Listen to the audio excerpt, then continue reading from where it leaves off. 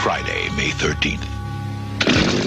It's Jason versus Tina. Don't go in there! The match made in hell.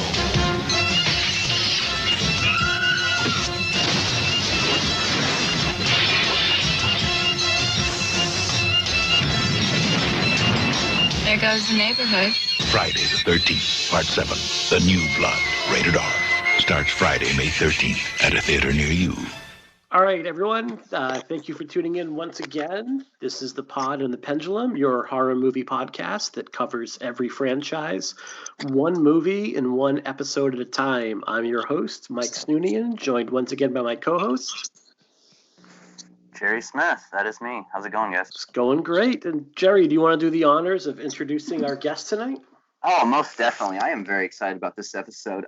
First off, we have Peter Bracke, who wrote the Bible on Friday the 13th, Crystal Lake Memories. I mean, if you're a fan of the franchise, you own this book. And if you don't own this book, you're not a fan of the franchise. So thank you. Yeah, Peter, how's it going, man? Very good. Thank you so much for that kind introduction. So, no, it's great. My kids are even obsessed with the book. And we also have Thommy Hutson, who wrote Never Sleep Again, a wonderful book about the making of Nightmare on Elm Street, produced many documentaries, wrote one of my favorite horror films of the last few years, Animal, which you guys should check out, and directed quite a few films himself. What's up, man? Wow, thank you. I think I'm going to say that my introduction was a little better than Peter Bracke's. I think so. I'm super glad to be here. I'm going to just jump right out of the gate and say I love Friday the 13th, Part 7, The New Blood.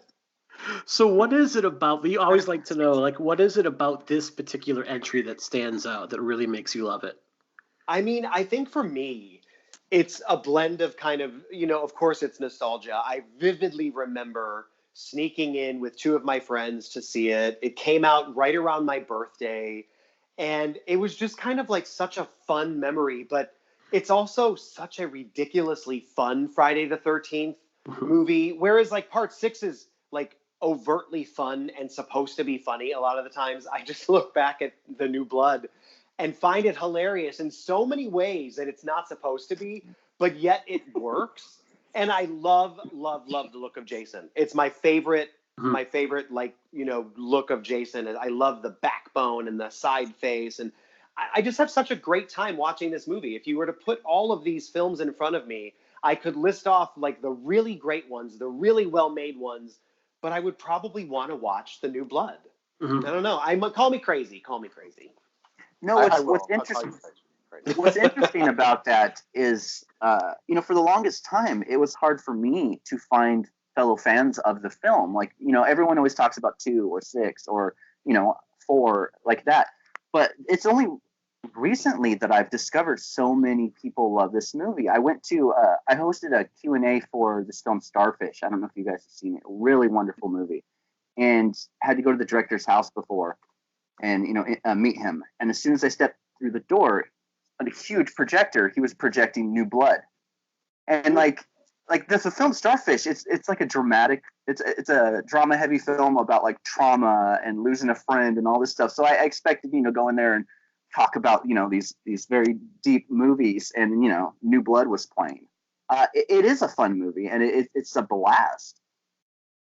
It is. I remember when we did the documentary, when we did Crystal Lake Memories particularly, we had a big green room and people would wait, for their interview, and we got to chit chat with everyone. And, we had the entire, set of movies, and we would play them on a loop, and it would just be like, everyone would always be coming in. Oh my God, The New Blood again? And I'm like, I can't help it. I'm trapped up here and, in production hell, and I just need to have some fun. And they're like, okay, Tommy, whatever.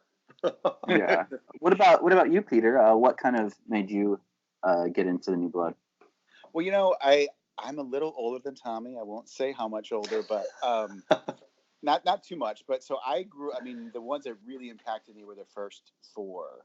Mm-hmm. So the more realistic. Jason was relatively a real person. A little darker, more backwoodsy kind of thing. And then like 5, 6, 7, and 8, I was still, of course, a huge fan. But definitely that to me was sort of the era when it became like each movie was kind of almost like a gimmick. Like 5 was imposter Jason, and 6 was the funny one, 7 was the telekinetic girl. So I enjoyed them, but I don't think at that point, as I was a little older, I don't think I found them that scary anymore. So I remember seeing it as a teenager. I also remember Part 7, not so much disappointed in the filmmakers, but just because it really so cut the movie. My experience seeing it was people were like cheering and then like, oh, they cut that, or oh, it was sort of a sense of deflation a bit. But I still really enjoy the movie. It's a lot. I think the Tina, really adds a new element. It really makes the final chase really exciting and fresh, and it is a lot of fun. So, but talking to fans, it doesn't surprise me because obviously I think me and Tommy are both a little. I don't know what the word is. Just because we've interacted with fans so much that I've met fans over the years. Everyone has a favorite. Some people love Part 8. Some people love Jason X. So it doesn't surprise me that there's like a strong cult for Part 7. I think a lot of kids saw it. This is the first Friday that they saw. I think also the gimmick of the telekinesis is just really kind of cool and fun, and the idea of it's like you used to wait for Jason to be unmasked, like that was the big kind of thing. This was like, now I'm waiting for her and him to show off. I think a little more than anyone else, because in the prior movies it was a little less of the final girl proactively deciding, let's do this. And in this case, Tina was like, we're gonna do this, and I'm gonna do X, Y, and Z to you, and you just kind of were like, this is great, and I wanted more. And it escalated. It's like first with the shocking, and then the roof, and then of course the couch. But and you were can't win them all. Waiting throughout the movie for Jason to get his ass kicked, because you knew that he was walking for a while. So you're like, yes, and the one way to definitely stop Jason is to throw some nails into him with your mind. Like, come on, honey. There are a lot of things you could be doing here. I think my favorite is when she throws. Does she throw the tree at his head? Or something? She moved the potted plant and hit him. Yes, she moves the potted plant, and he gets headbutted by Dave. Is it David? Yeah, no, it's not David. It's Eddie. He gets headbutted by Eddie's head. Yes. Well, there's so many moments. What's interesting is a lot of the flack that 7 gets is, for the telekinesis and that kind of stuff. But by the 7th film, I mean, we've kind of seen that formula time and time again, and it works. I mean, the final chapter is my second favorite film of all time. But, I mean, that formula, I understand why they kind of went that direction with 7, 8. And, though I'm not a fan of, Jason getting to the ocean, from a lake, I understand takes Vancouver, right? I understand the need to do something different, and I think that that's one of the many charms of the New Blood.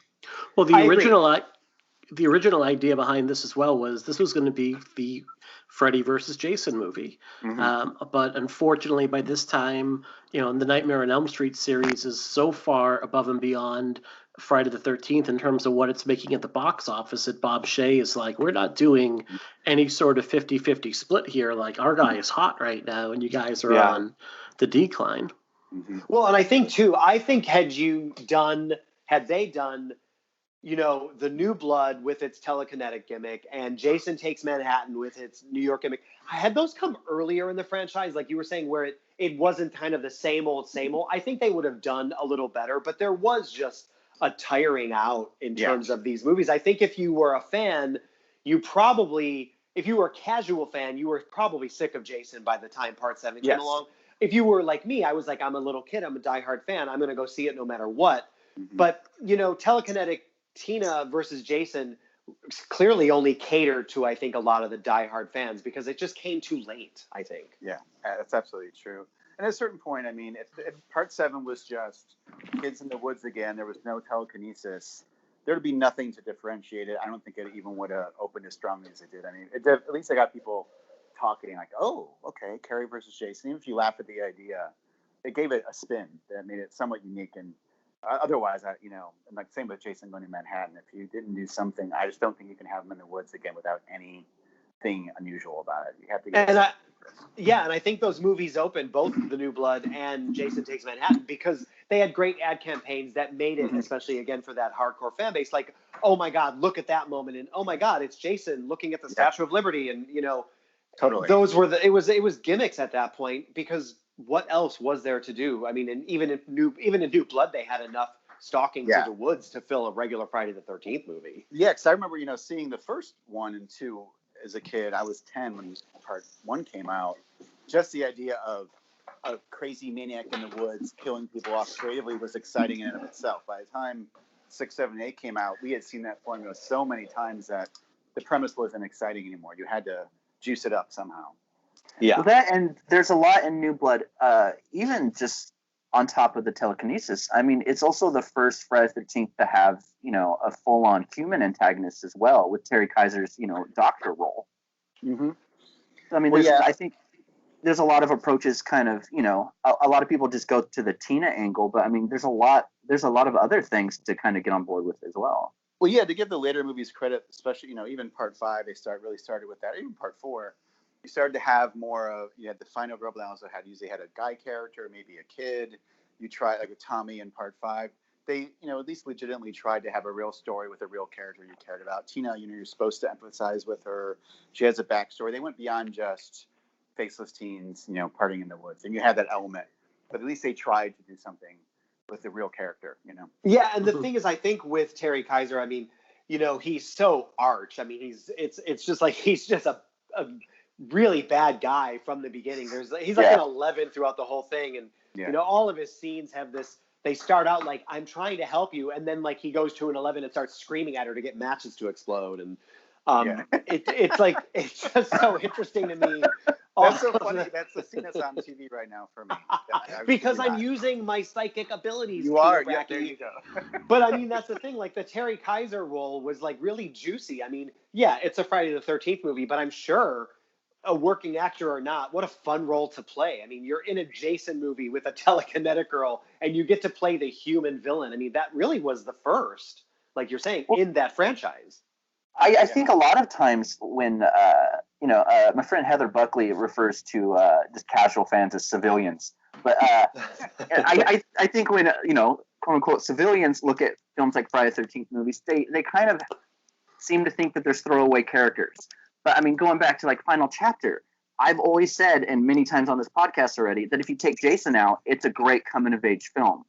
And I feel like the Friday the 13th films, they did have fun, likable characters. And yes, some of them, they got a little bit faceless, kind of a lack of personality. But I think 7 is another one where they did have really rich characters. I mean, there's a couple that I'm not super crazy about.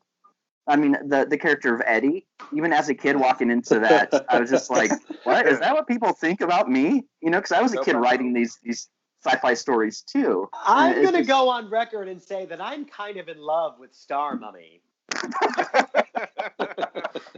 I love how he just pitches his stories to these people, to his friends who are going to do nothing for him. Although Melissa might have some money. Yeah. Well, I love when he was smart. He could get her to finance something. I love when he's rejected by Melissa, and he's like, "Well, I've been rejected by some of the best science fiction magazines in the world, so I'm not sweating it." It's like, is that supposed to be a burn right there? Like, I just assumed. I was very young. I snuck in. I was very young. I just assumed that's the natural comeback from a heterosexual teenage male to the object of his affection. I mean, I was like, I'm going to use that line. This is going to get me through high school. And I've used it as a pickup line as opposed to a rejection line. It hasn't worked. Well, I think because what you forgot to add was Starlacon. True. That would have closed the deal. True. So Jerry, go ahead. Sherry, you mentioned part 4, and this thing about this movie is it feels a lot like a kind of parallel to part 4 in a lot of ways. Like you have the partying scenes and the family next to them. You have just like to me, like Nick and Rob are kind of analogous to one another. It feels a lot like a remake of part 4, just with telekinesis. You guys know the backstory, right? I mean, well, it's Mancuso kind of putting that mandate, right? Because he didn't like the proposed condo thing, right? Is that correct? He basically said take final chapter and redo it because he thought that was the best one. So, that was... what's interesting about that is the original kind of idea that Barbara Sachs had. If it had gone that direction, these condos being built at Crystal Lake, they're warned, don't do that or bring Jason back, kind of thing. I wonder where the series would have went if they had. Yep. By the way, I have that script if anyone wants to read it. I'm happy to send it to you. That'd be great. Yeah, it's interesting. It's interesting. So what are some of the key differences? Like, what are some of the things the whole thing is, there's a whole climax with helicopters. There's a whole housing development. There's like an evil real estate guy. Motorcycles involved? I don't remember too much about. Well, and the lake isn't the lake drained. I remember reading it. What, the lake is drained or something? Yes. Yeah. Wow. They're trying to make it into a housing development. It's almost like Jaws meets Jason because like the evil real estate developer, wants to build on Crystal Lake, and it's been a long. It's called Jason's Destroyer is what it's called. So. Oh wow. Yeah. See, I've always been interested in the kind of the stuff that brought Barbara Sachs into the picture because, from everything I've read, she kind of had this big disdain for the series. Coming into that, in your book, there's that quote saying that she kind of wanted the Friday the 13th movie to win an Oscar. Yeah. I still laugh about that. Like, my son's 10 years old, and he was reading the book, and he's just like, wait, what, Dad, what? Well, Frank Mancuso started a company called Hometown Films. Mm-hmm. With an executive called Michael Sheehy, and they were doing other movies. So Barbara was like the young, a development person, producer. So they're not going to give someone new their prestige project. So she got basically Friday the 13th. So it's her job to shepherd it. So, you're someone young trying to make their way in the business, probably doesn't want to be working on Friday the 13th. I'm sure she'd much rather have been doing, Divine Secrets of the Yaya Sisterhood or something. So she's trying to make it into something that, she would want to do. That's my take on it. She turned down an interview, shockingly. I did reach her, but she did not want to talk. So what can you do? I got a hold of her for the documentary, and I actually spoke with her. Oh, yeah. She didn't want to go on camera, and she basically just kind of kept reiterating, I have nothing to say about Friday the 13th. Yeah. But I'm like, but you do, Barbara. Yes. You do. Well, the joke on part 8 was like, if the manhole cover is accidentally off, let her walk into it. That was like their onset joke. And, they'll fall into the subway. So. Well, it feels like by this point, Paramount is pretty much, they're doing whatever they can to like wash their hands of the series, just because they're still making money, but not as much. And Paramount's kind of looking for an exit strategy at this point. Yeah, they didn't really care. It was purely a product. And once it started making less and less money, it was kind of like, it's purely business transaction. Frank Mancuso Sr. is like, I had nothing against it. He's like, I didn't care about it. It wasn't like doing Reds or Chinatown. It's not a movie that he's going to put. He's not going to put Friday Part 7 on his, top 10 movies he's ever made list. But he wasn't ashamed of them. It's like it was just, a product. It was another super. And they made money. These were widgets for the studio that they acquired, and they made so much money. And I think at some point it's like, listen, they're making so much money. Let's just keep doing it, and we don't care. But then when they start to make a lot less money and they look that bad, and then you have people protesting, they make the studio look bad, and you have people protesting. They're like, is it worth it? I think a lot of the people counting the numbers were like, it might not be that worth it anymore. Mm-hmm. Yeah, part of it. Frank Mancuso Jr. said it was like, he really felt these are movies that young filmmakers should do just starting out. You want to give someone their shot. So a lot of times the chinciness of it or the lack of polish is because these were first-time young filmmakers. So these movies are kind of meant to be. They're not going to. You're not going to get a Werner Herzog or Steven Spielberg to direct Friday the 13th. It's just not going to happen. What's interesting about that when it comes to who directed Seven, I think having Buechler direct it and having such a effects-heavy background made the film, so great. It's Kane's first outing as Jason. Like you said, Tommy, the design is just phenomenal. Yeah. And I think having someone with that big of a background in special effects made the film even better than, it would have been without. Yeah. Well, I think he kind of brought the meat to the Friday the 13th movies that a lot of people go see them for. Of course, most of it got cut out by the MPAA, but he cared about the character, and I think he made the character look, interesting. He was like, if the character had this, and this happen, let's parlay that into what the look would be. And I think, it just ended up being a really memorable take visually. And I think Kane also, not that any of the other people didn't do their job really well, but Kane really brought something to that character that made you sort of, for lack of a better word, feel for Jason in a way. You kind of identified with him a little more. There was a little more emotion going on. And I know a lot of people have said that in the past. Kane has said that. But I think when you watch it, he became less the great white shark that's just a killing machine. And there was maybe a little something, however warped, going on in the character's mind. Mm-hmm. Well, Kane definitely cared about the character. He took it seriously. Not that the other guys didn't, but, some of the other Jason actors like Ted White, God bless him, but, he's honest. He's like, was this a job? I didn't like the material. I thought I was gross. But Kane is a totally different mindset. He really, really passionate about it. Yeah. That ends, when it comes to that time when Kane took over, New Line was doing such a great job putting Freddy everywhere. Halloween costumes, a pull string doll that was like my obsession when I was that age. Freddy was everywhere. And I think it's Kane's Jason that kind of the casual fans, they think about when they think of Jason. It was Kane's Jason that was on Arsenio Hall. It was Kane's Jason, that kind of became that poster for the character.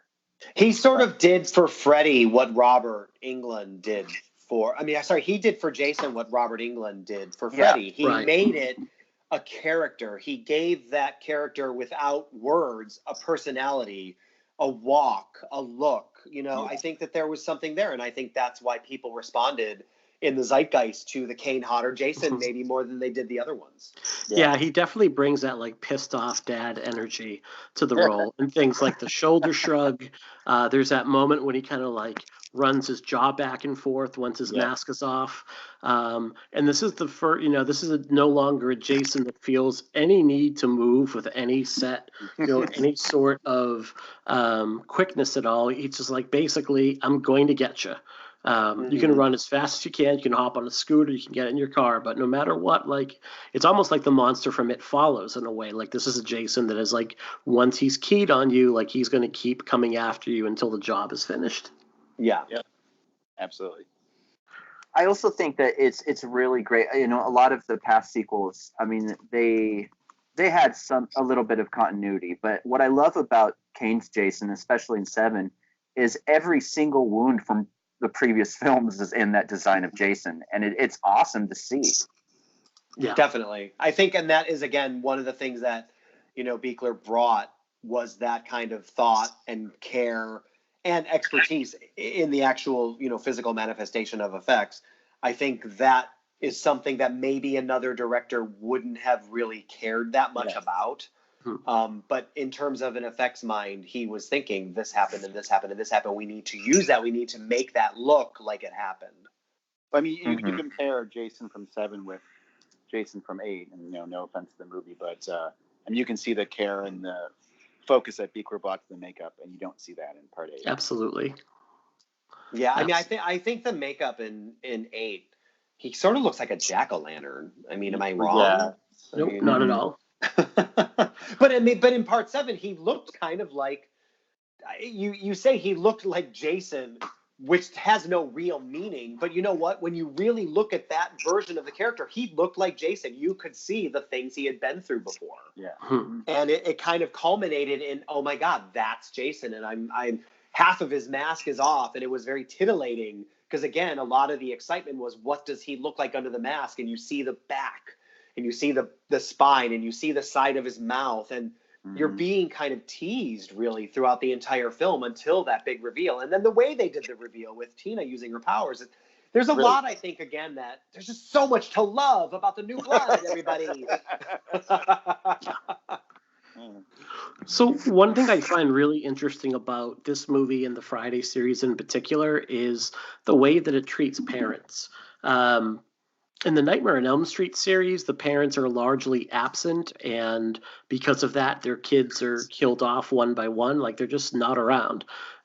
In the Friday the 13th movies, in Part 4, Part 6, and in this one, Part 7, you have these really involved parents. You have Mrs. Jarvis, who's a very caring and loving mom. You have Sheriff Garris, who, for his faults, is doing what he can to protect his daughter and is a decent guy. And here you have like Tina's mom, Mrs. Shepard, who's this really sympathetic character, and she's killed off as well. It's almost like these movies are telling you that if you're a parent and you're going to get involved within your kids' lives in any way, that things are going to end up murdered. Yeah, basically things are going to end up really bad for you. I mean, you could also argue in Part 5 that Melanie Kinnaman and the other head of the thing become surrogate parents for Thommy. Sure. Yeah, they're parental in nature, I think. Mm-hmm. Yeah. And out of every character in 5, those are the two characters that genuinely care about the well-being of everyone. I'm not the biggest fan of 5. I appreciate it, but those two characters, I mean, I think they're wonderfully written and performed. Yeah, yeah. Well, I agree. I mean, go on. But what is it about, parental figures in these movies that just gets them off so casually, and a lot of times like in a really mean-spirited way? Like basically Mrs. Shepard is used as a human shield, basically. Yeah. And she sure was.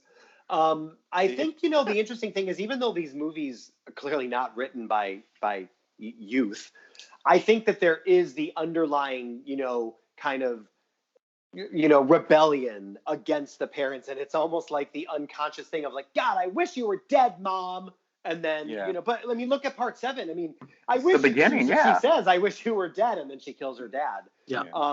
So I feel like with the parents, there is sort of this like undercurrent of, we're gonna off the parents because parents are terrible, and who needs parents, kids, right? Am I right? I don't think that was an overt thing. But I think parents were sort of seen as in the way of these kids having fun. Parents were the downer at the party, and I wonder what's going on next door. Be careful. It's like, oh, Mom, go get killed off screen in a terrible way. Well, yeah, I mean, if you look at like Halloween, which obviously Friday the 13th was, the filmmakers admitted they ripped it off.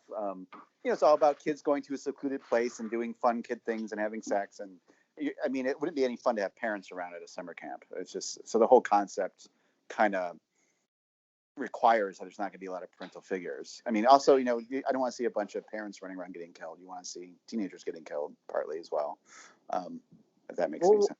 What I've always found interesting about the New Blood is that Miss Shepard, I mean, she does care about Tina's well-being, and she's only doing this to try to get her daughter help. But with that being said, as a parent myself, if some doctor was like yelling at my daughter, treating her like shit, like I would lay that guy out.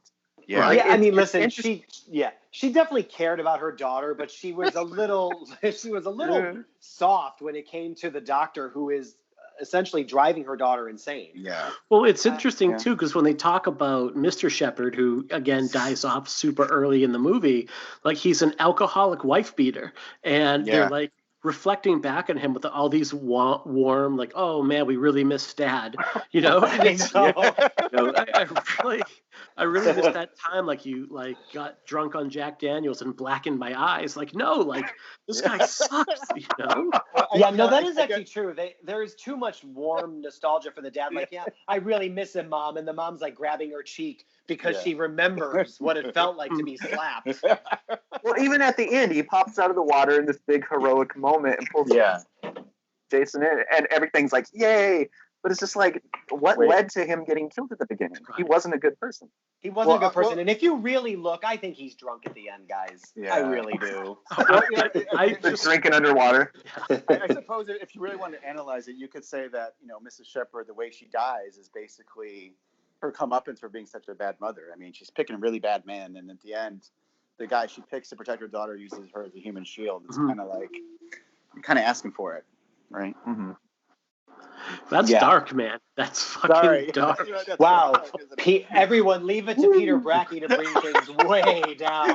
Well, Peter, I mean, you know, Peter Bracke, anti-mom. All right.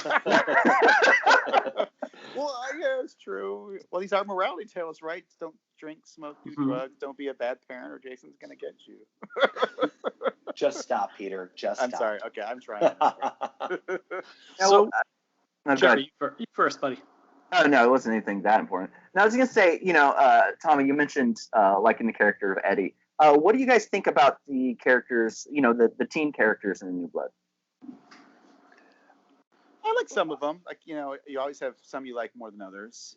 My biggest problem, I don't know how you feel, Tommy, is with the later Friday the 13th, they had so many characters. Like, I would have liked it maybe if, they eliminated maybe 2 or 3 of them and had a smaller core group that you got to know longer. Like, you watch the first Halloween or Nightmare on Elm Street, there's really only 3 or 4 teen characters in those movies. Mm-hmm. But now at this point, it was like 20 kids, and so definitely like Melissa stands out and stuff. But like, who's the one guy who gets the axe in his face? I can't remember the character name, but that's a character that like is like a nothing character. Russell. Yeah, Russell. Russell and his big wallet. That's right. That's right. No, I agree. I think the thing is, I think it's like the dual-edged sword, because you think you want character development, and I want to care about these people, and that's what the reviews always hit. The characters are cardboard cutout stereotypes, but you need more people because people are going to watch 7 deaths that are very creative and ridiculous. But I agree. I mean, the thing is with Friday the 13th. I remember Eddie because he was ridiculous. I remember Melissa because, I mean, let's be honest, she was kind of fabulous. Mm-hmm. And I still think that, Nick probably would have ended up with her instead of the crazy chick, because I don't know what else to say about Tina, but she had bad hair and she was nuts. I mean, it's like, I think Melissa was really the better choice there. She was well put together. She dressed great. She probably smelled beautiful. And she had money. I mean, well, could you imagine being in a relationship with Tina? You piss her off, and you're gonna like fly into the. Right. No, she's gonna drown you if you piss her off. She's gonna drown you. She's gonna. Like, I already worry about that with my wife. And she doesn't even have telekinesis. No, I'm telling you, you can't mess with Tina. You get a television to the face. You get drowned in a lake. It's just not worth it. I mean, but like Eddie's funny and ridiculous, like to the point of like, what is this character even saying? So it's memorable, for better or worse. Melissa's memorable. I think, like Heidi Kozak's character. I remember the actress's name. I don't even remember. Sandra. Speaking of like Sandra, they're just there to die. I mean, and then the couple that has the relationship problems. Yeah, Craig. But then let's talk about the real star. The real star of the movie, Maddie. Touch up my ass. Let's talk about how we really get the guy. Yeah, that's lose your earring in the forest, ladies. Well, I can never figure out is why does she, after she does her makeover, why does she immediately walk outside into the woods? Where in heels? Yeah, I couldn't quite get the layout of this house. Yes. Like, what's going on at this? I don't know. But she also not only she realizes her earring is gone, and I love the shot where she's quote unquote looking for it. She's just kind of pushing down on leaves. Like in one spot. Like, I don't really know what she's doing. But, Maddie tried her best, and we remember her for trying. Yes, me too. And the thing is, what I want to tell her is, it's not about your makeup. It's not about how big your hair is. It kind of is. It sort of is, but he really didn't care how much. He really didn't care what kind of clothes you wore, because he didn't want you to wear any. Yeah. Right. That's why your friend got him.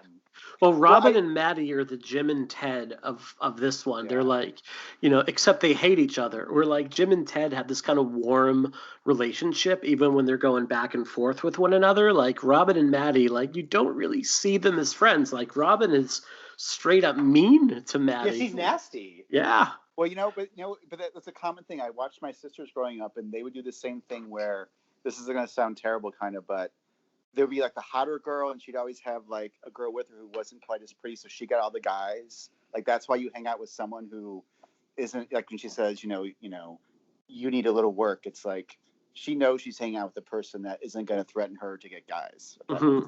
I might be reading too much into it. No, I think especially, when there's that heightened sense of, Maddie probably had self-esteem issues. Yeah. So she probably was like, I need to do whatever I need to do. And my, quote unquote best friend does nothing but put me down, but she likes me. So I'll still get to go to the mall. Yep, exactly. I don't know. I mean, I don't think any of this was ever in a development discussion. I think we are really diving deep here. It kind of, yeah. I mean, I think there's some awareness of it. Like, people realize, okay, these movies have to appeal to teenagers, and these are common, teenage problems. There's a little bit of realness to it. Although, like you were saying earlier, Tommy, I don't know if all these people would all be friends together. Like, would all these people really hang out in real life? Like, how do they all end up in this cabin? Like, it's hard to imagine they'd all. I agree. I don't think that this disparate group of individuals, like, listen, Melissa is not going to even set foot in a camping trip or a weekend with half these people. She's going to be on the yacht. Yeah, it makes you wonder. It makes you wonder, like, how likable was the character of Michael that all these people would get together to celebrate him. And what's even funnier is, they still party it up after they have no idea where he is for a while. Yeah, true. They're like, I feel like, they brought together every possible type of human quote unquote teenager, and said, let's just throw them together because this is going to be the cross section of our audience. Yeah. But, you look at every other teen movie since the dawn of teen movies. It's kind of like the haves and the have-nots all the time. Mm-hmm. And I think that in the reality of the New Blood, you would have Melissa and probably Russell and probably his girlfriend and maybe one or two other people. And the rest of those people would be trying to sneak into the party. Yeah. Because that was where the cool rich kids were hanging out. But instead you have Michael and his girlfriend who looks like a lumberjack. I still don't really get it. Wandering through the woods and, revealing surprises. It's just all amazing, you guys. I just have to say that. You also have to wonder why they would have a party at Camp Crystal Lake where all these people died, but that's another question. But it also doesn't even feel like Crystal Lake has changed in size so many times.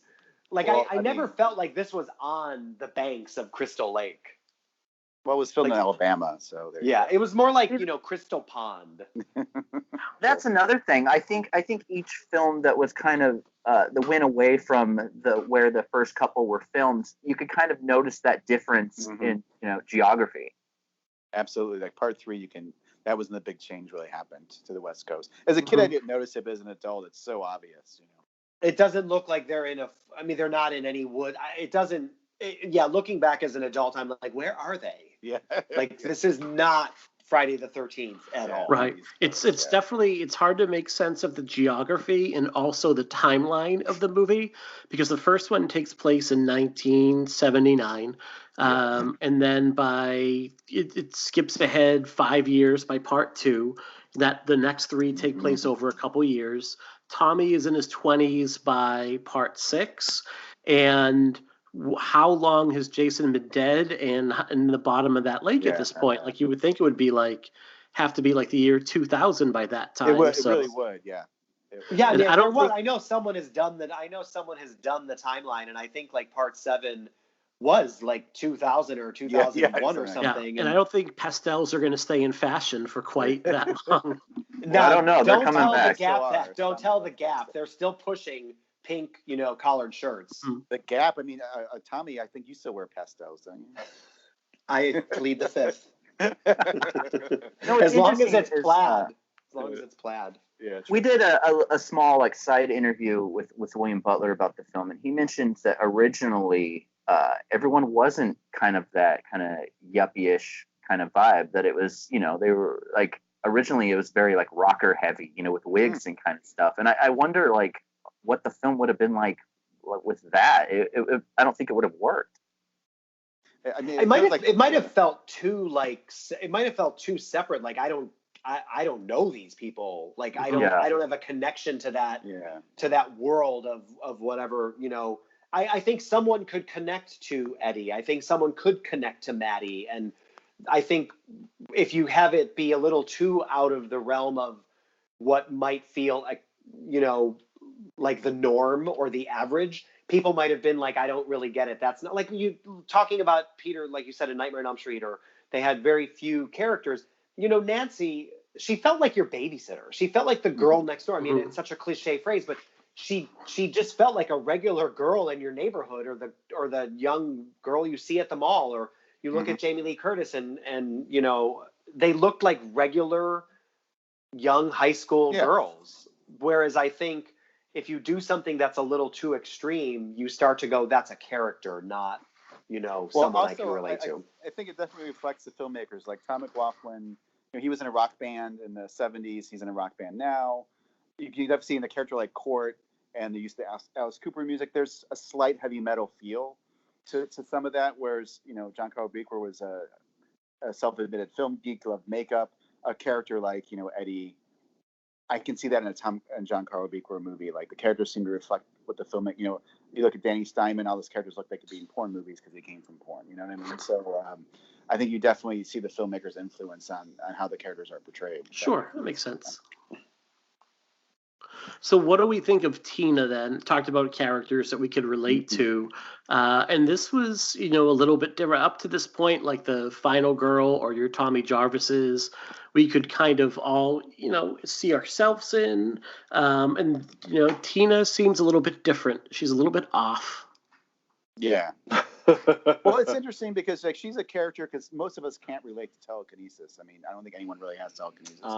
Speak for yourself. I'm sorry, Tommy. You know, so it's kind of like, yeah, it's interesting that you empathize with her as much as you do because, you know, she's not like a Laurie Strode or a Nancy. You know, she's not just the girl next door. I mean, she's kind of, you know, super extraordinary. You know, extraordinary.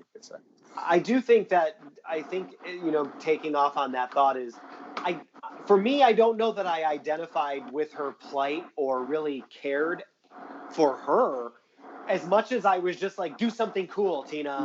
You know, like, it's like, you know, you look at Ginny, any of the Final Girls, like Alice was so like down to earth and real and really probably reacted in the most normal way considering what was going on around her. Ginny was like super tough and super strong and everyone wanted to be her. Yes. Yeah, and then you have Chris from part 3, who becomes a basket case at the end. Like everyone kind of had their thing, but Tina's thing was just really that she had this power. I think if you stripped away her kind of ability, I sort of feel like the character, to be honest, is a cipher. Like there's not a lot to latch onto because she didn't have anything special other than being literally special. Well, I mean, I guess the whole thing with her father, I guess it is interesting you guys say that, you know, she was basically brought up in an abusive home, suffered a lot of trauma. She kind of seems like a victim in a sense, you know. She's been put upon, and without the psychic part, she would kind of be... a murderer? Well, that too, but I mean, that too. But you know what I mean? Like a Sydney from Scream, you know, here's someone who suffered all this trauma, but is a fighter. Tina does seem kind of like always on the edge of hysteria, kind of put upon, and not.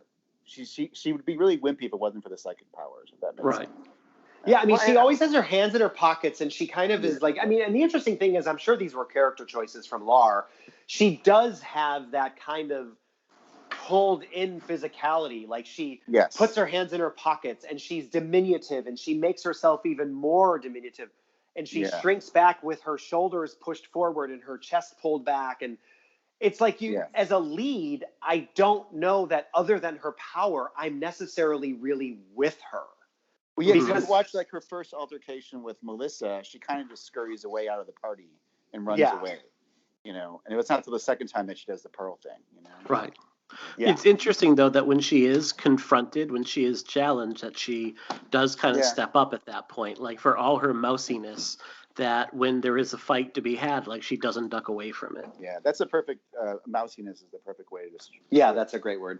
But, I mean, I think we all like her. I just don't know that she has kind of that special pizzazz aside from her power, because... Could I see her doing what Ginny did in part 2? I really can't. No. Could I but but when you have telekinetic powers, you don't need to do those things. But again, strip her of that really specialness. And I just don't know that as a character, she's the strongest. I mean, frankly, the strongest personality in that movie is Melissa. Mm-hmm. I mean, there's something about the Melissa character that's incredibly memorable. And I think it's aside from the fact that she's a total witch most of the time. She just has that, she walks into a room and you're going to notice her. The way she moved, the way she flipped her hair. I mean, she, you know what? Melissa knew how to work a room. Well, the thing about Melissa is Melissa's like, this is who I am. I'm not apologizing. I'm having fun with my life. Either, you're with me or you're not, and fuck you if you don't like me. Whereas, Tina, the thing about Tina, though, maybe it's the way it's written is, again, because she resurrects her abusive father at the end, maybe if they'd given her a more of an empowering arc in some way. Because in a way, she doesn't kill Dr. Cruz. Trying. Yeah, if she would have overcome Dr. Cruz and did something, Jason kind of takes care of him for her, so, and he kills her mom. She doesn't really help anybody, basically. No, it's really her fault that a lot of this is happening. I mean, at the end of the day, she survives and she sort of saves Nick. I mean, she does. Sort of. But there's this thing about, like, all of these events are swirling around Tina, and she's just a shrinking violet until she needs to survive herself. Yeah. It's kind of like Tommy. It's kind of like Tommy Jarvis and Jason Liz. I mean, ultimately, it's his fault that all that shit happened. It is. Yeah. Like, if he would have just left Jason alone and dealt with his own problems, I mean, a lot of people would be alive. Yeah, it's true. No, it's true. But I mean, again, I think as a character, Tina's really interesting. Of course, she's very memorable. I think the moments she is in tend to be memorable more than the character. Like, I remember the things she did a lot more than the things that she might have said. Whereas, again, in other movies, I remember specifics about Alice and Ginny and, Rennie and things like that. They all kind of had their moments. But Tina's an interesting character. I mean, they chose to do the physical, I think, instead of the emotional with her. And in this case, physical being things happening with her, the things that she could do with her mind. Because if you think about, Ginny in part 2, even as a kid, I'm like, oh, she's smart. Like, I want to be like you admire her. I don't think anyone wants to be Tina. I think we'd all love to have Tina's power, but no one wants. Yes, that's exactly. That's such a great way to put it. Yeah. Well, The New Blood. I think it's the first film in the series where you kind of don't want to be the protagonist, and I think that kind of goes off on the next few movies. I mean, I don't remember much being like. I don't remember anything unique about Rennie other than she owns Stephen King's pen. Yeah. I mean, from The New Blood on, you get these protagonists that if you take away like the big kind of gimmick of it, I mean, they're really not that memorable. I mean, and no offense Creighton Duke. Creighton Duke in part 9. Oh, Mike. Oh my. Creighton Duke was his own thing, But I think you're right. But I mean, but the thing is, even with Rennie though, like there was something about Rennie where I felt for her because you did. Well, sort of. I mean, her uncle was really mean to her, and she tried to like overcome something. Okay, fine, I did. Okay, well, whose uncle isn't mean to them? Yeah, but also, but the same thing happens to Rennie. She gets pushed off the boat by her uncle, and then Charlene Martin, the wonderful bitchy girl, pushes her off the ledge. Then she gets drugged and is like, oh, like she's not really proactive. Like things happen to her a lot. No, you're right. Things happen to her. She doesn't. As a protagonist, kind of, force the change. She's not the change we need to see in the world. That's for sure. Yes. Well, that ends, with Melissa and The New Blood, it starts that trend of, the sequels that followed of having that kind of bitchy character being kind of another antagonist as well. Yep. But I don't think anyone really did it the way Melissa did it. Oh, not at all. I also think that, again, in terms of just characters, Melissa as a character had so much more to play off of by virtue of the fact that Tina was literally in a mental hospital. I mean, she's like, Nick, that chick's crazy. And I'm like, you're right. She is. Yep. I mean, whereas the other ones are like, Rennie's such a nerd or whatever. Rennie wants to be a writer. Like, okay, whatever. Yeah. But it's like when you're going around telling people like, oh my God, she was in hey, was this how you wear your jacket at the mental hospital? Like, she had so much to work with. Yeah. Oh, the depth. This is amazing. I feel like we're not showing a lot of empathy. I think if someone's listening to this podcast, they think we're horrible people, Thommy. I really do. I actually have thought about that. I was like, when I said that Melissa probably smells really beautiful, like I meant that in the nicest way possible, that she probably has really, really nice perfume. Mm-hmm. We're not being very sensitive to people who are in the mental hospital. Yeah, but it's not or that us. smell.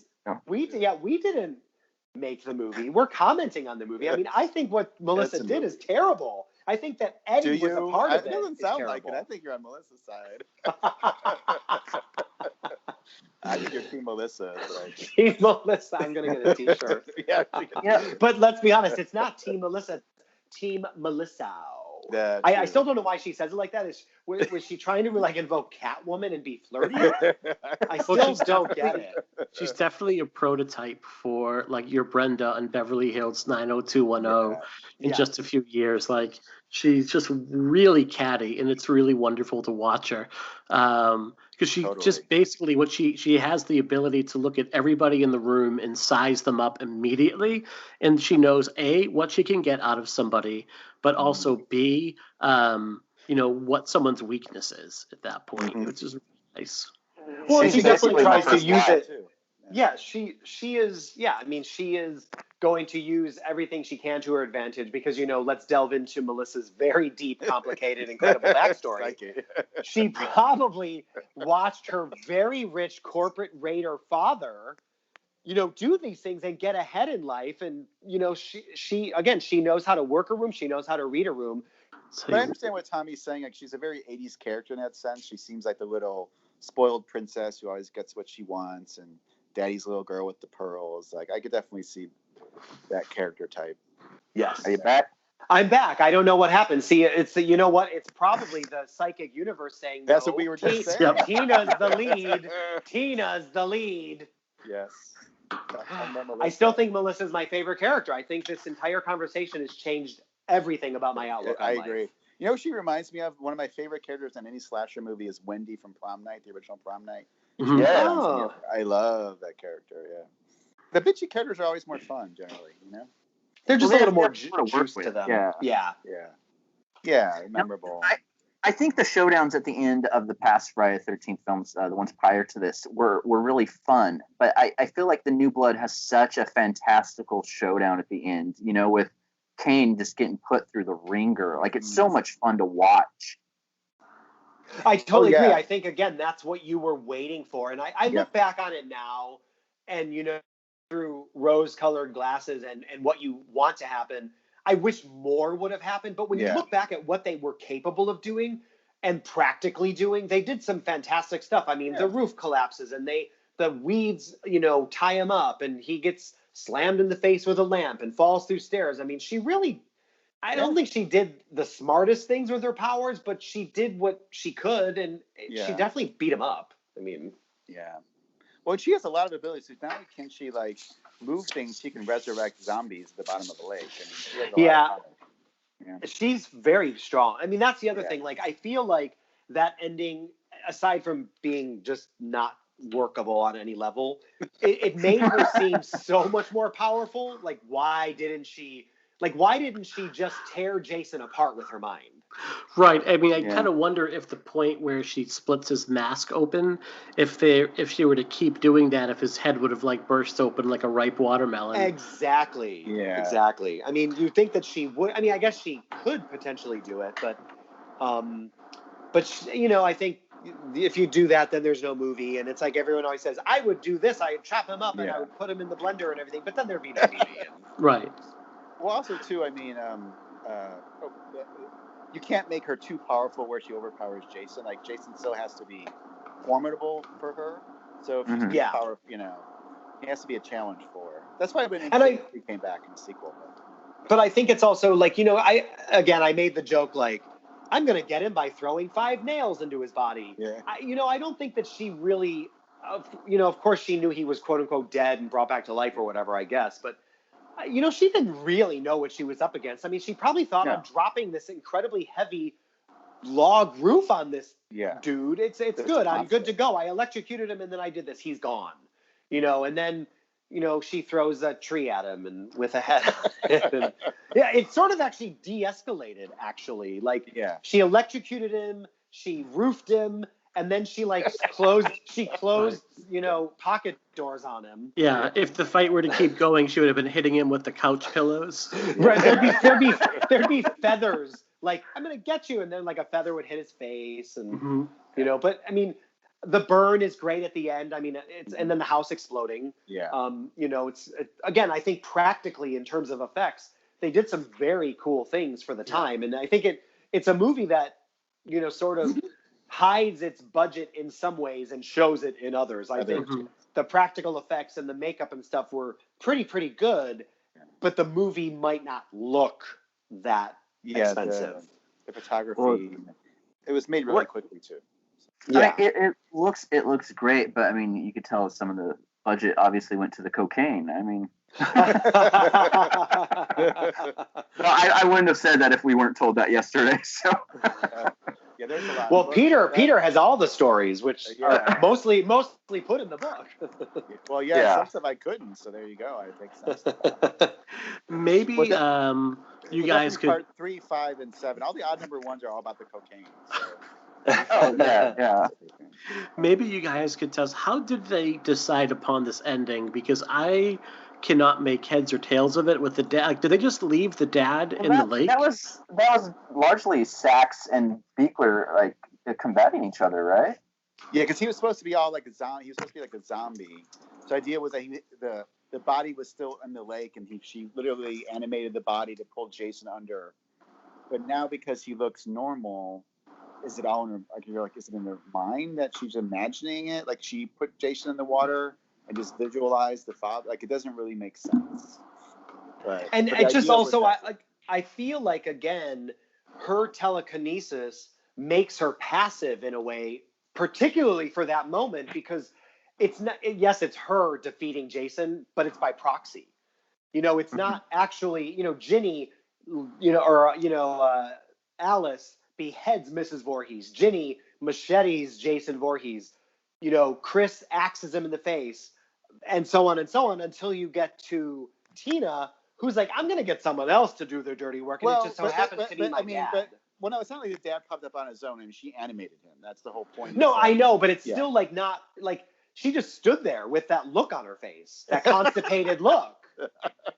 Well, I guess the idea thematically was she's finally forgiven herself for killing her father and doing that. Wow. And deep dive. That was it. Yeah. Well, that was why because the whole movie is about, it starts the prologue of her killing her dad. She feels guilty.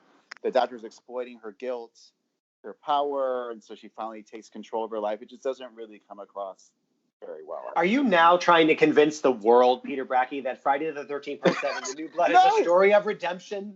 No, this is according to Daryl Haney, and that was sort of the idea. It just didn't kind of come across very well. Well, no, and that's what I'm saying. It's just I always, as a kid, I don't think the ending bothered me in any way, shape, or form. I probably jumped.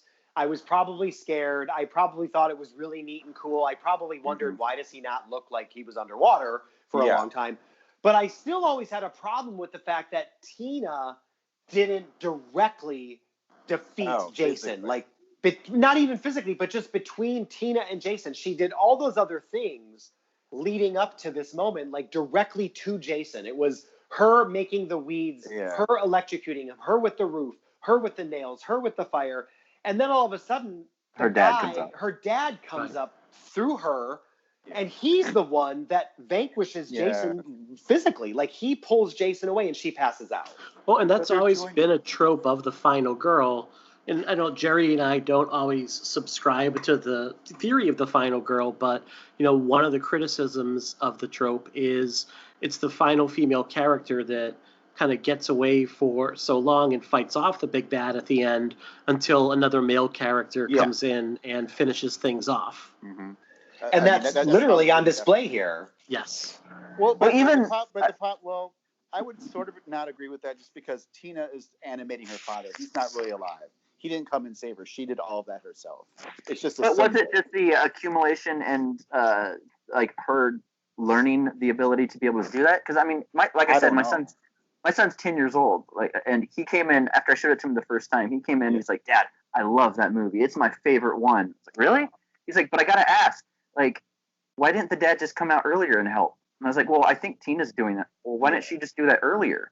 I mean, even like a 10-year-old's looking at that, like, you know, being like. But I think looking at it deeper in the way Peter did was it took her that amount of time and probably being in the proximity of where it happened and the moment that it started to well up. It's like, what? And it could have been, I mean, I'll contradict myself and at least allow myself to believe she might have been like, there's nothing more I can do.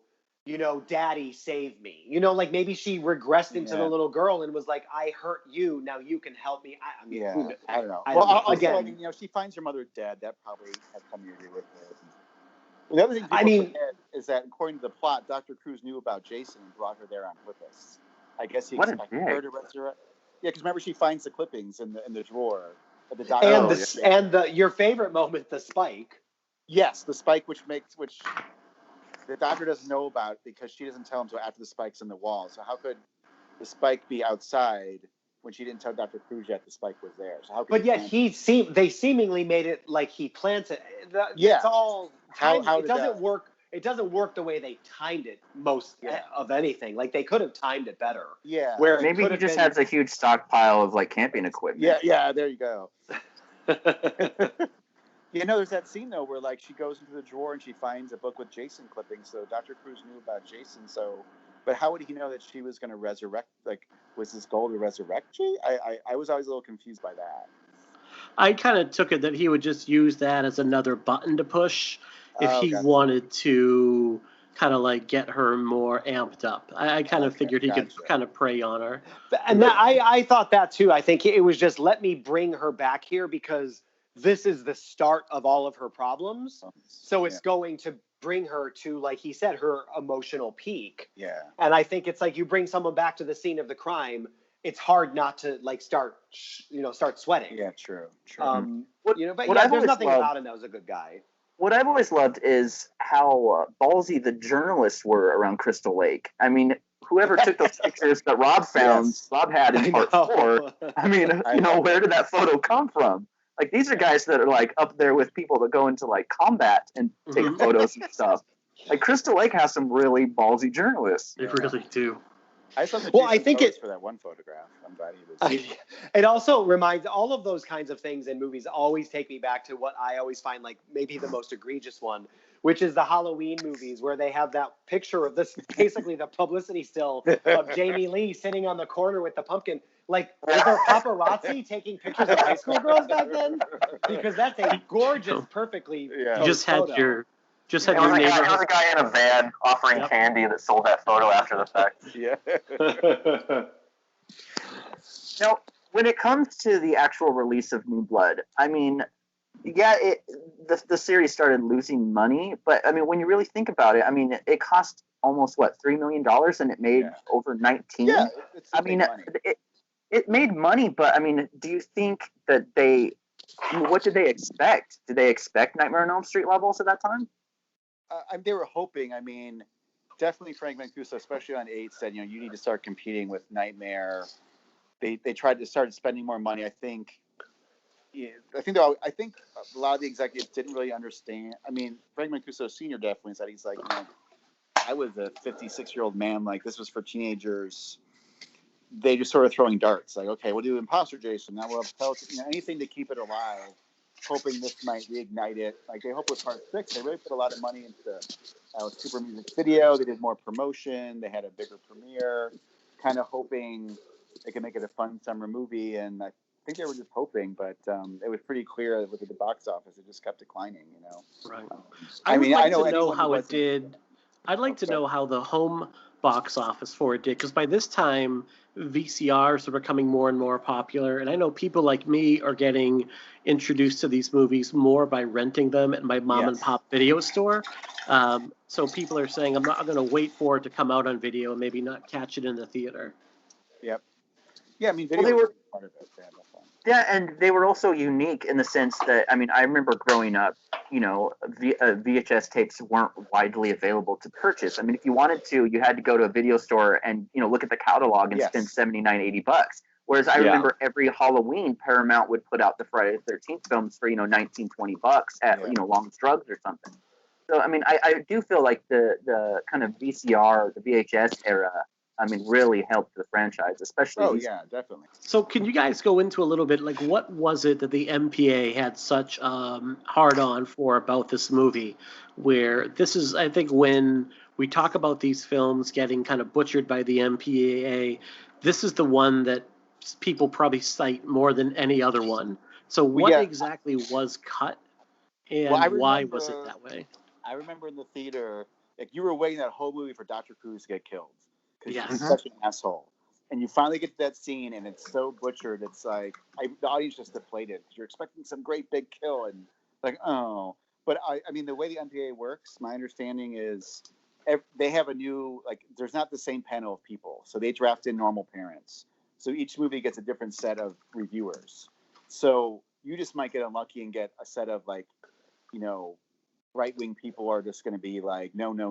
So they might be leaning on one movie and less leaning on another. So by that point, there was so much of the violence in movies, and people were afraid of Satan. Your kids are become Satanists. I listened to Judas Priest and all this kind of stuff. I remember that time as really, people were just like, now this movie would be PG-13, if that. It would be PG. Right.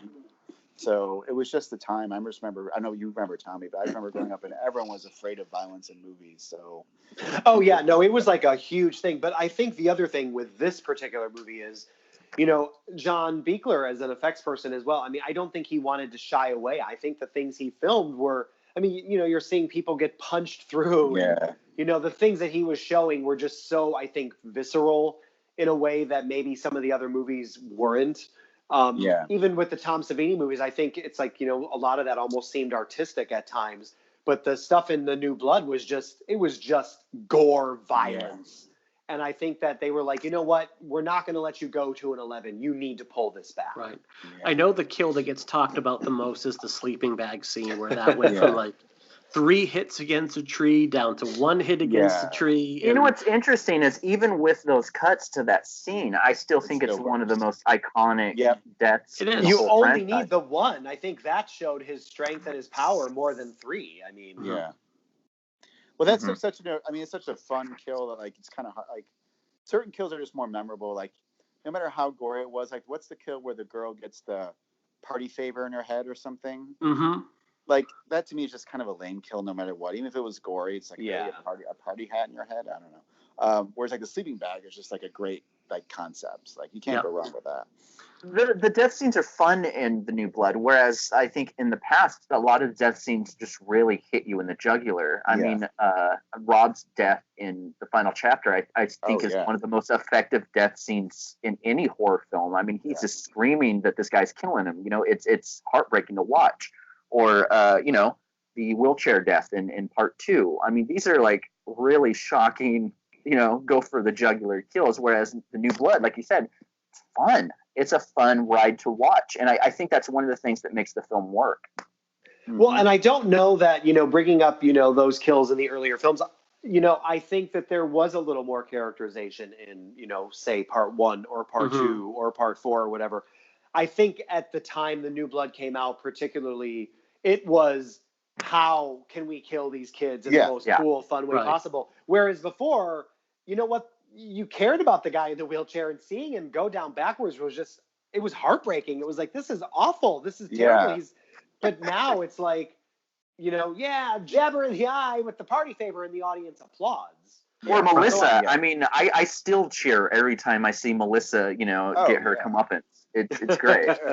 It's very memorable. I mean, you definitely want him. He literally, it's like, it's the subconscious ultimate, shut up. You get an axe in the face. But I think that was the thing. I think as the movies went on and the characterization got dimmer and dimmer and the effects got brighter and brighter, the MPAA was like, you're just putting red on the screen for no reason at all, and we're not going to allow it because we have people to answer to, and it's, Mm-hmm. Well, how do you guys feel about a lot of the opinions of a lot of people where The New Blood's kind of where the series starts to go off the rails? I think you could say that about a lot of other ones too. I don't think it's just part 7. No. I think it's the next one, to be quite honest. For me, it's part 8 is where it really starts to falter. This seems like still like a fun. It's a fun, silly horror movie with good kills and really awesome makeup and a really great Jason performance and some fun characters overall. So I guess maybe that people might say that because of telekinesis, but you know what? I don't think until the next movie that I'm really kind of losing interest. Part 8 is a chore to get through. Yeah. I mean, I hear more from people that Part 5 went off the rails with the imposter Jason. Well, that doesn't even feel like, I mean, to me, it never even felt like a Friday the 13th movie. I mean, even when I watched it, I was like, it just felt like dirty, and there was nothing about it. It wasn't even really like a Woods movie. It was the halfway house movie. There was just something about that movie that didn't feel, coming off of Part 4, which really felt like a Friday the 13th movie. Yeah. I mean, again, it's only the fourth one, so you don't have that many, but I think Part 5 is just off the rails in a bunch of ways. And Part 6 is also, if you go, grimy and dirty with Part 5, you go completely the other direction and go humor in Part 6.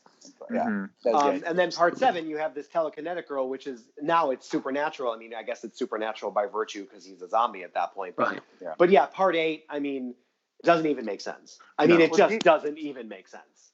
Do you think that kind of approach? Oh, sorry. No. I was just going to say, do you think the approach with the telekinesis kind of led everyone to be like, you know what, let's one-up it and see what we can do now. Let's put Jason in New York. Let's make Jason pretty much, a body switching kind of approach. Like from 7 on, it gets kind of like the odd aspects of it grow and grow. Well, the thing of Part 8 is like that was the first movie you could argue that felt like a cheat. At least in Part 7, you get the telekinetic final. You get the stuff you came for. Part 8, you didn't get Manhattan. You felt Canada. Yeah. You get Vancouver. The audience are like, when is he get to fucking New York already? Like everyone in the theater is like, what? You felt like swindled a bit. So right. Well, because the whole ad campaign swirled around Times Square, New York City. Ooh, yeah. And it's like, I mean, that awesome teaser, yeah, and then you're just on a boat, which isn't even that interesting. I mean, it's just not even an interesting setting, and you have Kelly Hu discoing to death, and it just doesn't make any sense. Yeah. The only good part, I mean, listen, I will watch Friday the 13th Part 8 for one reason: that opening song. I like the song. I don't get it. All right, I want to be mindful. If you can sing the whole thing right now, we can end with that. I'm a horrible singer. You don't want to hear that. So I want to be mindful of time. I know, Thommy, you need to go at 7:30, so let's wrap up. Okay. So if you guys want to talk Thanks a lot, Thommy, for being a killjoy. No, wow. Everybody. I'm actually using my mind powers on you right now, Peter. Okay, so, Peter, we actually had a question from one of our listeners. They were wondering if you ever planned on updating Crystal Lake Memories to include the remake. I did, actually. I'll tell you the honest problem is Warner. So what happened is New Line got bought by Warner Brothers. New Line was fantastic. They let us use, like, if you notice, the cover of the book has the actual Fighter Need logo on it. We got use of all the stills for a really, affordable price. Warner took it over. They basically called me and were like, "Who did this deal? We can't believe it.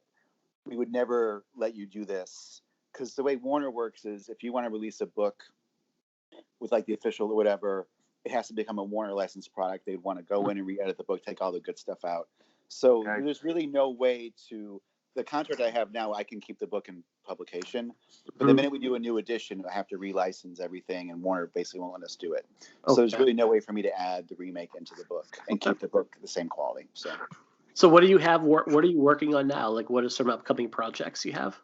I have a new book I'm working on. I don't have a date yet because it's taking me long. Because I'm old now and it takes me a long time to write. Thommy makes fun all the time. But basically, if you're a fan of 90s slasher movies, you'll look forward to this book. Excellent. I know that'll make our friends over at the Keep Screaming podcast really happy because they are huge fans of. Yeah, the only reason I haven't really officially announced it is just because it's taken me a while and I don't want to give it too far ahead. When you say a while, like, are you on page 2? Like, are you? Well, no. Crystal Lake Memories took me 3 years. So this new book will be, same kind of thing, hundreds of interviews, Okay. So it just takes a while to do it. Okay. but I'm about a third of the way through it, maybe. Excellent. So maybe in a year or two we'll see that. Yeah, we'll announce it ahead of time. Tommy, what about yourself, my friend? What do you have coming up? Like, what have you been working on? I am working on and nearly done with the sequel to my first novel, Jinxed. The sequel follows the events of the first book. It's the second in a trilogy, and it is called Cursed. So I'm about to finish the first draft on that, and I just wrote a teen thriller that is just wrapping production, I believe. I really don't know any other information. It's called Instafame. It's kind of a social media thriller. So that wrapped, and I am currently on a screenwriting assignment, which I can't really talk too much about, but I can say that it is going to be a movie with a lot of bite. That's all. Okay. Excellent. And really quickly, I mean, you've done some excellent work with bonus features on like a lot of Scream Factory releases lately too.